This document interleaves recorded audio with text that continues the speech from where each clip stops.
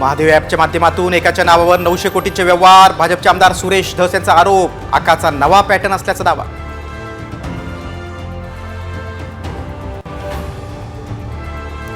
लातूरच्या रेणापूर शहरात सकल मराठा समाजाचा आक्रोश मोर्चा. सरपंच संतोष देशमुखांची मुलं भाऊक.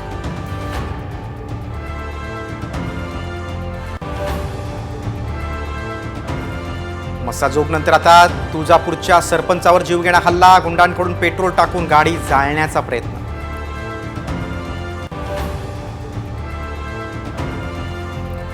लाडकी बहीण योजनेमुळे तिजोरीवर भार. शिक्षकांचा पगार लांबणीवर पडण्याची शक्यता. पगारासाठी 2 ते 3 दिवस प्रतीक्षा करावी लागणार असल्याची माहिती.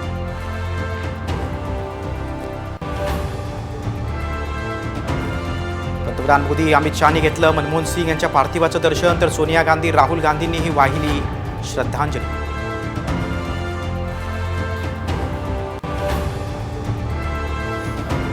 इंदूरच्या साई भक्तांकडून साईंना 200 ग्रॅम वजनाचा सुवर्ण मुकुट दान. 14 लाख रुपये किमतीच्या मुकुटाची साम टीव्हीवर झलक.